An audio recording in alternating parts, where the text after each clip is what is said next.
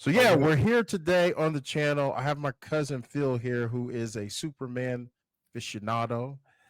He's graced us with his presence today, and we're gonna be. I know a little bit late on this, but we're here to talk about the new Superman, Superman Legacy. And so I thought, who better to get a feel or their opinion about what they saw than my cousin Phil here, because I mean his email address is last son. I mean, it's he's Superman through and through. So right off the bat, what were your thoughts seeing this new? It's crazy they call it a teaser trailer. Now teasers are usually like 30, 45 seconds. This was 2 minutes long, but they're called it a teaser. What did you think about this teaser trailer, this first look at the new Superman?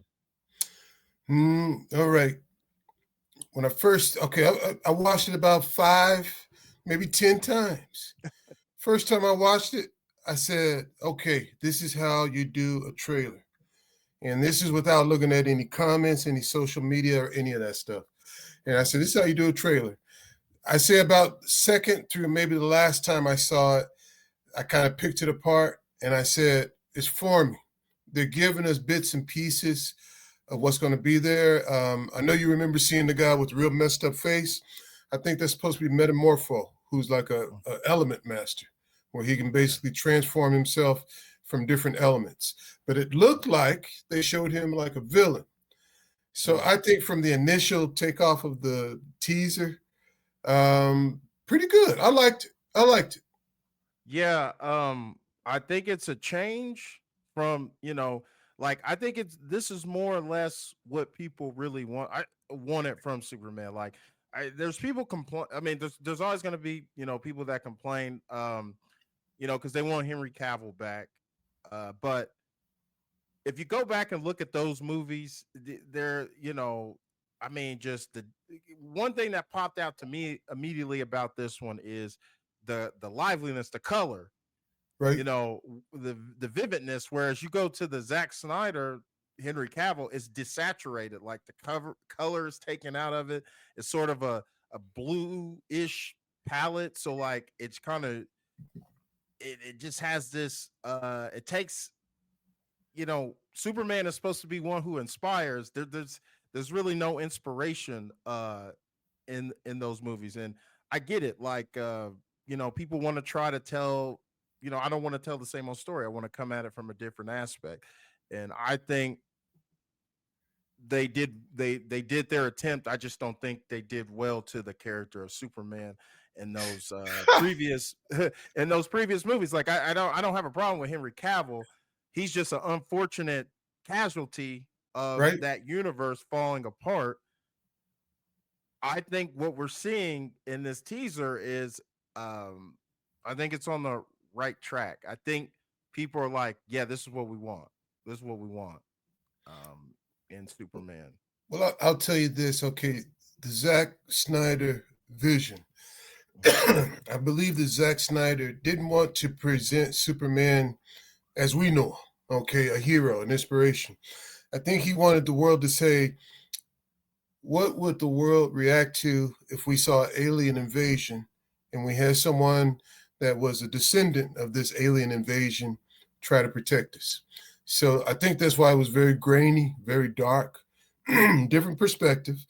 Zack Snyder, he does a lot of different things. And sometimes I believe he overreaches.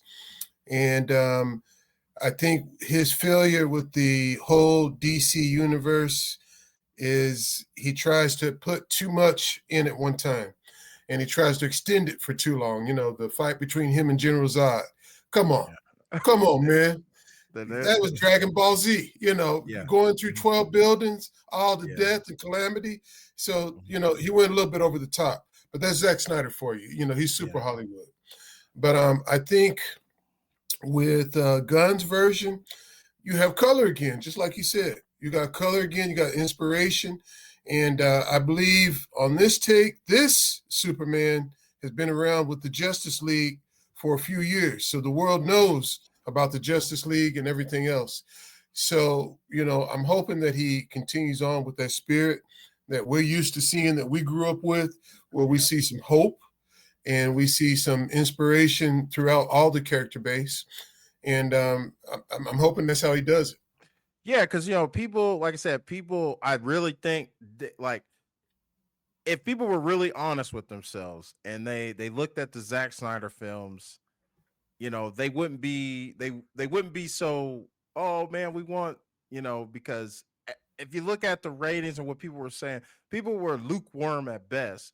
It's Henry Cavill that they miss him. Like they Pretty wanted boy. him to be, yeah, and be Superman. I mean, like I said, you see him, he appears to be a nice guy, and so they're giving this new guy a hard time. They're saying the costume, giving him a hard time about the costume, and I'm like, I think they said the reason why he wears the underwear is like for wrestler, like to give kids like, hey, how wrestlers wear their costumes. That's how it's coming off. They're Oh giving man. them they're giving them crap about Crypto the dog, even though that's been around for just about as long as Superman's been around. It's just this is the first time it's being used in live action. I have like one of my friends was like, ah man, I can't support this Superman getting saved by a dog. And I'm like, Right. it's like, come on, man. You was never gonna give it a chance.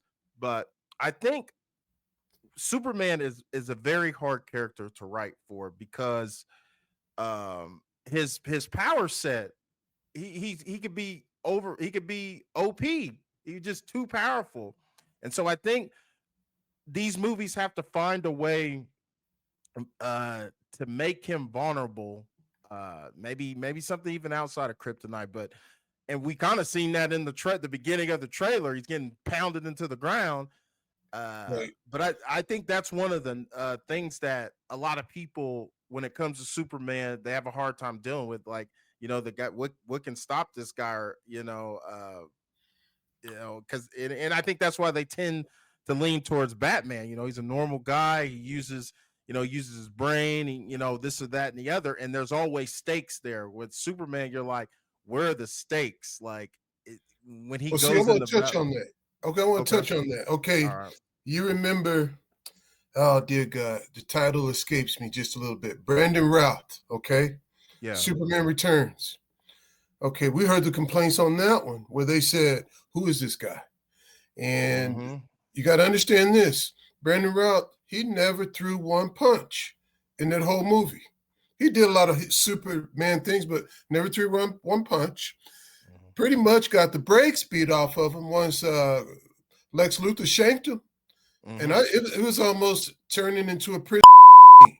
All Yep. them dudes are just standing around, shank, and next thing you know, he's on the ground getting kicked. So they Mm-hmm. beat the brakes off of him. And that's been overdone, the kryptonite thing. I Yeah. believe in this movie, I know from what they saw in the trailer, it looked pretty dark. And I saw some green energy around something. Mm-hmm. So maybe they knocked the sun out. And then I saw another one where a guy in a gray suit is pushing him across the football field I and he's think trying to I hold him down. I believe that's Ultraman. I think that's who that Okay, is. you man, Ultraman, or Yeah. maybe Zara. We'll see. But I've heard maybe Mm-hmm. Ultraman. Yep. Yeah. So if So you have somebody like that, we got some competition. so I was going to talk about these screenings. So there are, and I'm going to say alleged or rumor that there were two sets of test screenings. Now with these test screenings, at least the second set of test screenings, I don't know if these were the James Gunn picked these people or were they just random people off the street. But in the first one, they said it was suits and executives that watched it, kind of a rough cut of the movie, and I guess they appeared to be worried, and so the word out was the test screenings didn't go so well. And then about a week later, there was this rumor there was a second set, and the second set they they were more positive. Some people were saying, and I wonder what you think about this. They said the feel of the film is much like the 1999 Brandon Fraser movie, The Mummy, and also the first Captain America, first Avenger. Like that's the feel of the movie, which I think totally makes sense. particularly with Captain America, because some of the same principles that Captain America Superman has as well. Right. Well, I know they've changed his I guess his so-called moniker of truth, justice, and the American way to truth, justice, and a better tomorrow. And I read in one of the comics why they go that way, and they said, well, a lot of countries don't look at America as the best anymore, you know. Yeah. But I don't know about the test screenings. I think this is something that you and I know both well. There was a world before social media. And social media, I'm glad I didn't grow up as a kid having to listen to opinions and ideas. You had to actually wait in line and go see the movie. And if it was in summertime, if it was hot, you waited in the heat. And your spoiler was people walking out of the theater saying, man, did you hear that was Darth Vader? Darth Vader's Luke's father. And you, oh man, come on. So social media, they have a way of killing something before it even starts.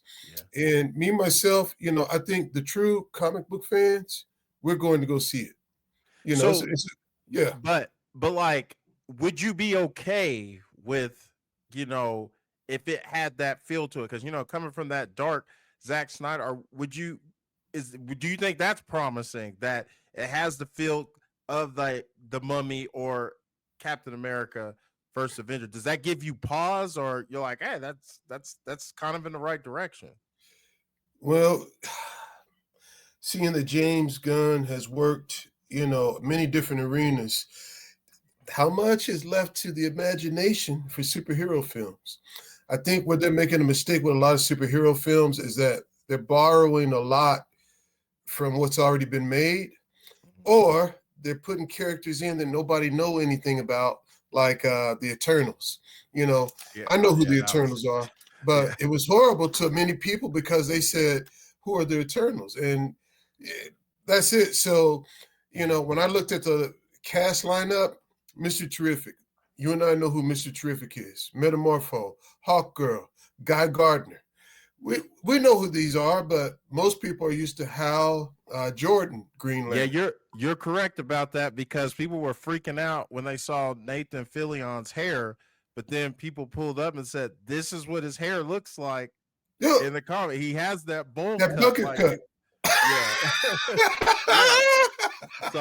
Yeah. So a lot of people, and I think that's kind of what's going on also today, because if this movie would have been made like 10 years ago, they wouldn't have done that. He just probably would have had a normal haircut. But I think now people are actually, we want accurate like costumes. Like, we don't want them wearing the all black, kind of stuff. Right. Like I said, now people are wanting those accurate costumes. And so also some of the things people said is this, it gave them the feeling of like it's a Guardian-esque movie, because James Gunn, he does well with those ensembles. And what we said, we see a lot of characters in there. Matter of fact, let me pull this up really quick. And I think this article I have here, it has let's see if I pull this up real quick. Yes. Can you see it? Can you see the article? Okay, Superman test screening reports get confusing update. Gotcha. Okay, so I'm going to go down, because I think down here it actually has James Gunn. I think it has an actual quote from James Gunn, I think. We got it right here. See, so he says, "I start with a place that is very hopeful and fun, but incredibly grounded and incredibly serious at times. It's humorous, but it certainly is not as comedic as either Suicide Squad or Guardians. That there's plenty of humor in it. People like Rachel, who plays Lois Lane, and are so funny, excuse me. And David, who plays Superman, is very funny as well. So there's humor in it, but it's trying to create something that is grounded, but also it's incredibly fanciful world." So yeah, I mean, that's a lot. That's a lot to sink in. But and I think what he's I think what he's mainly getting at is that it's gonna be funny, but it's gonna be serious. Like it's gonna be moments of levity, but I'm not gonna have over the top comedy like I do in my Guardians movies. Right. Well, and then here's the deal. Okay, I read another one, Pete, Mhm. where it talks about, okay, he had a dog that was like Crypto. So he formed Crypto after the dog he had. Now, you know, I'm a big dog man. Mhm. Dogs can do some funny shit sometimes. Yeah, And they it's do. so, I mean, it's so off the wall and out of expected. So I'm hoping somehow they do a relationship between him and his dog instead of the whole world saying, why is Crypto dragging him across the Antarctic? Do also something like that. Do you like that when we get into this world, it's already established. We don't have to have the another Yes. origin story. Like it's already a set world for us. Well, you remember, okay, the very first scenes of Batman versus Superman, all right? And you see the whole retelling of the Bruce Wayne story. We've already seen that. We already know that. You Yeah. know, there's no sense of rehashing that and continually doing that over and over. So, you know, I'm glad that they're doing it this way, but I'm also glad that he's bringing back the red and blue costume. I'm glad he's bringing the underwear over the tights because you saw how the world reacted when we saw Wolverine in the yellow uniform. Oh Yeah. man, everybody was like, okay. And they said after all this time, instead of wearing all black or all red, you got a chance to see what you want. And at one time they said colors don't translate well to film. Well, now people, that's what they want. So Hmm. me myself, I'm pretty optimistic that it's going to get the comic book people and it's going to get the kids out there. If you get the kids out there, Yeah. man, you've got an instant hit. And I'll say I also think this film does a great job, and I think it did even better than the Reeves version. At least the aesthetic, the Clark Kent separating the personas. Like Right. the guy, he looks different. Like whereas like you know, Yeah. they just put glasses on Christopher Reeves, and I mean, Yeah. but Let's you push that know, S curl out of the way.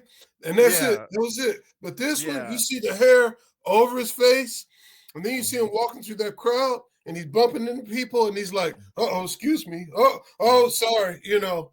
So it's like, yeah, I like that. We'll see what they do with that, how to make that funny, how to make it serious. And but I can see with Guy Gardner in it. Oh man, there's gonna be some jokes there. Because Guy Gardner is always saying Superman's a flake. Superman has he ever gotten laid? So we're going to see about that. So I think a lot is riding on this one. I think this because this is the flagship of the new DC. I think the old DC made the mistake, and I think everybody can agree on this. They went in. They were behind Marvel. They got scared and was like, "Oh crap, we got to hurry up and we got to hurry up and get our universe going." Like they didn't take their time That's right. and they did it too fast, and ultimately that's why it didn't work out. And uh, I think they're taking a slower approach for sure this time around. But I think a lot is riding on this. I mean, technically, Creature Commandos is the first thing James Gunn has in his new world, which I think is pretty good. I think it's pretty damn good. I don't know I've if been you I've been watched. checking them. I've checked them all out. I just watched the last episode Mhm. last night. Pretty good. Yeah, I think it's pretty good. But I think this, it's one of the members of the Trinity.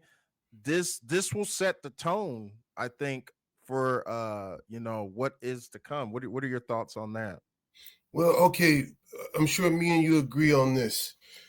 The Dark Knight Returns, that's creme de la creme. That's top of the mountain. And here's the thing that made a lot of the Batman movies and broke the Batman. What made the Batman trilogy really good was not necessarily Batman, it was the villains. We had Heath Ledger.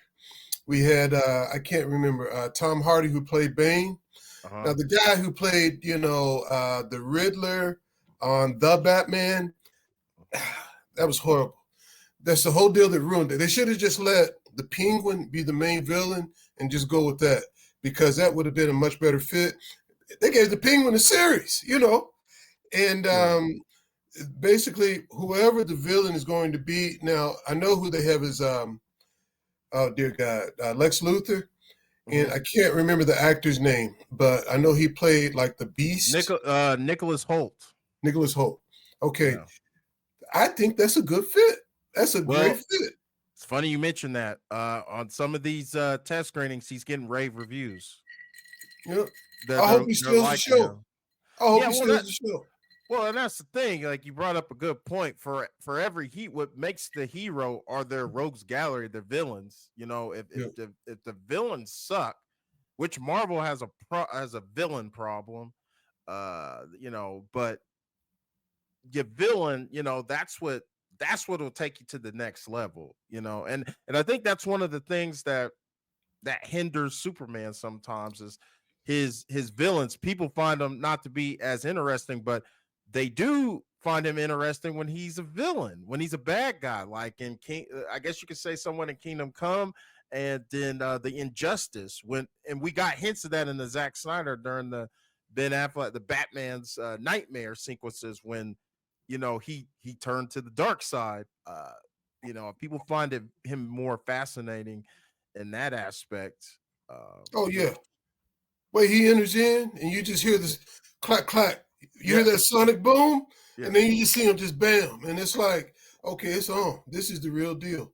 And yeah, well, everybody, likes to see the dark side of heroism, and you know, I remember it was one of the Spider-Man movies. Green Goblin's talking to the Spider-Man, and he said, "The world loves a hero, but the world loves a hero when they fail, when they fall." oh yeah, oh yeah, And something about redemption when they come out of a dark place and can come back. Now I can tell you this from what it looks like with the movie, him bleeding out of the mouth and every other place, he's going to have a big comeback.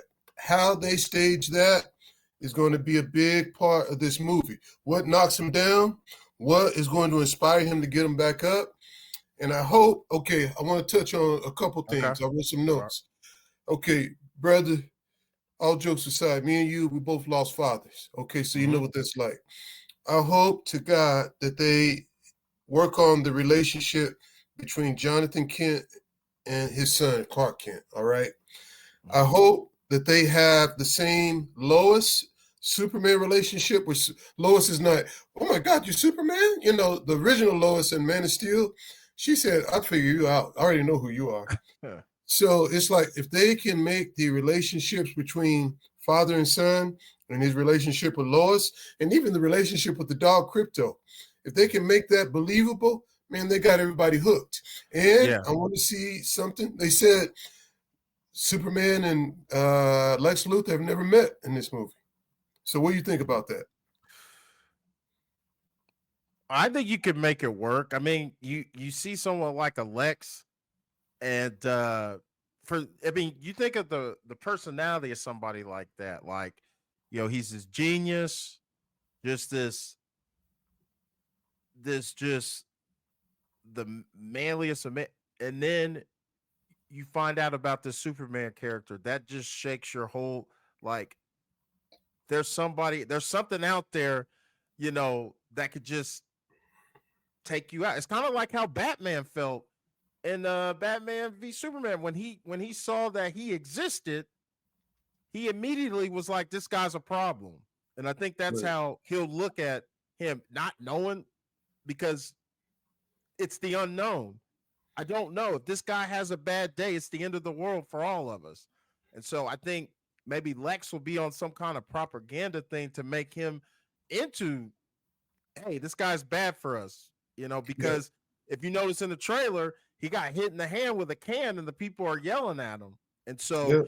and you bring up the relationship with his father. I think the relationship with his father and Lois as well is probably what is restraining him from doing those things, like the values he learned from his father. And then if we look in the trailer, they lean heavily on the romance angle of him and Lois. There's several scenes of them being intimate and being close and loving on each other. So I think as is in all of the most of the Superman media, Lois is the key, the one that keeps him grounded. Uh, and so that's why in some of those other mediums, when she died, He woe lost. is we got the wrath of Superman. Oh yeah. Well, as far as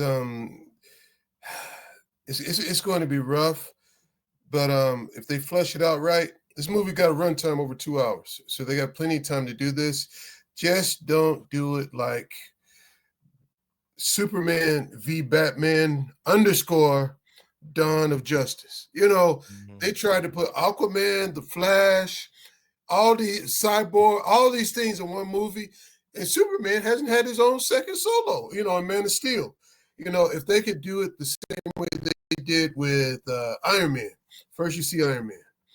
Then you see a flicker of something, not the whole character. Okay, that's Hawkeye. Okay. And then they do Iron Man 2. And then you see Nick Fury say, hey, I got something I want to talk to you about, the Avengers.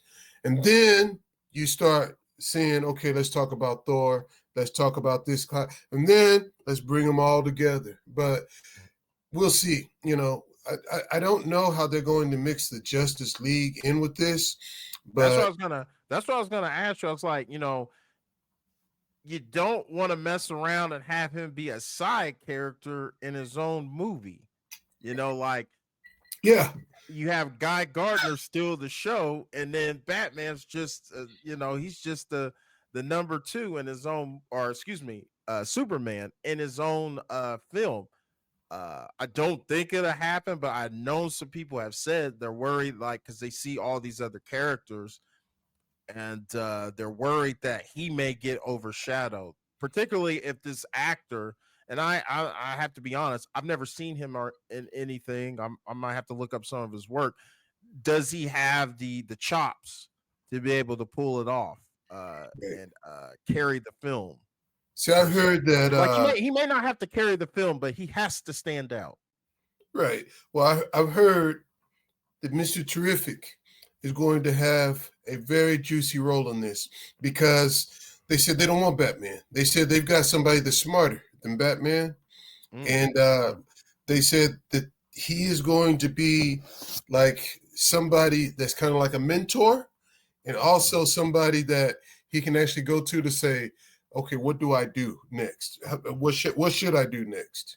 It's good you bring up Mr. Terrific. I would say, can we give DC applause and nods for, they cast a black actor without changing, race swapping. They found a character, and that for me personally, that's what I feel like. I was like, look, you got all these characters. There's no need to race swap characters, or if you want to create original characters, that's fine. But I totally appreciated that they casted somebody and they didn't do a whole, like, a race swap, which they have been doing, the last 10 years or so.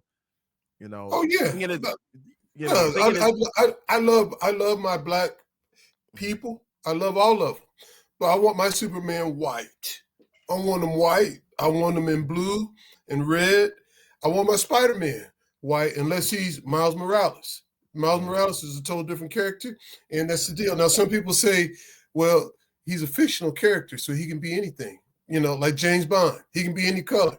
I said, sorry, Superman's white.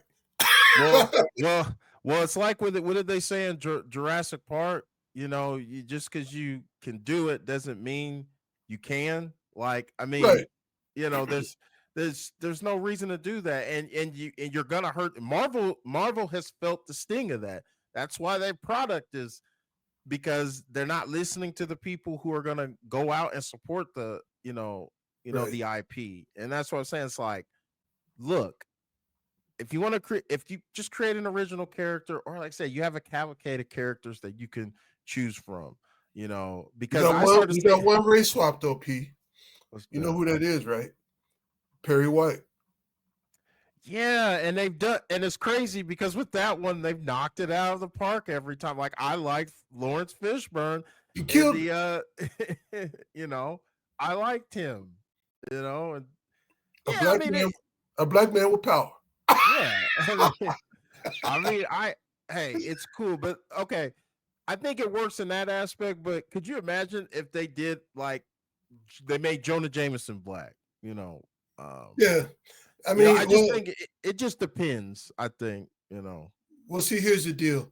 They got the Spider-Man casting right for Robertson and Jameson. Okay, they kept them in their right colors, you yeah, know, because Stan Lee's a different moniker. He endorsed, hey, we need to have some black characters because in New York, this is what I see. And I yeah, think some people in the Black American history, they want to see proper representation. So, Stan Lee got it right, but he's gone. It's going to be a yeah, long time before we see another Stan Lee. Now, James Gunn, on the other hand, he's basically taking a chance on what he's seen because it's already worked. So that's one thing I like about James Gunn.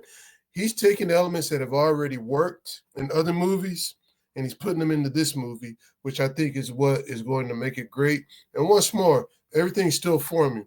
In pre-production, there's a lot of changes that can happen between initial screenings yeah, and the final product. So, I'm still hopeful. And I'm gonna yeah. tell you this: I may come back to your neck of the woods, man.